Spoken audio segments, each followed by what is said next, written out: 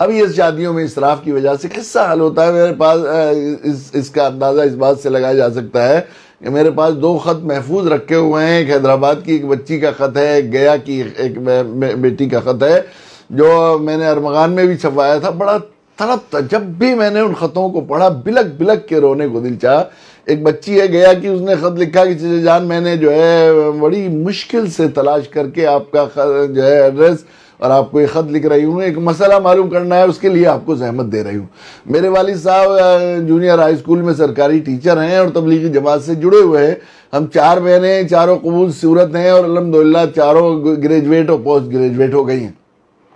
میری والدہ بیمار رہتی ہیں, والد صاحب کی تنخواہ میں ہم بچوں کا گھر کے اخراجات اور والدہ کی علاج ہی کا بڑی مشکل سے ہو پاتا ہے. تو اب شادیوں کے لیے جو مطالبات ہو رہے ہیں, میرے والد اس کے پورا کرنے پر قادر نہیں ہیں. اس کی وجہ سے چچا جان ہم اپنے والدین کے اوپر عذاب بن گئے. میں نے کب سے اپنے ماں باپ کو ہنستے ہوئے نہیں دیکھا, اور رات تہجد کی میں والد کی تہجد کی نماز کے بعد دعا میں والد کی سسکیوں سے میری آنکھ کھل گئی.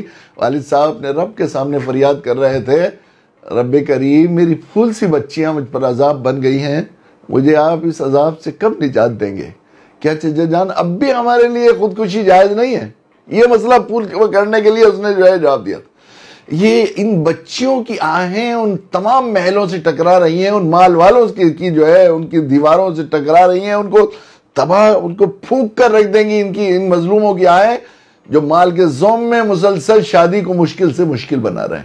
اس لیے اس کی بڑی ضرورت ہے کہ ہم لوگ عملی مثالیں, تقریریں کرنے سے, واعظ کرنے سے اور اس سے مسئلہ حل ہونے والا نہیں. سب سے بڑی چیز ہے کہ ہم لوگ عملی طور پر لوگ کھڑے ہوں اور ایسی مثالیں قائم کی جائیں کہ ہم لوگ سادگی کے ساتھ شادی, سنت کے مطابق شادی کی جائے.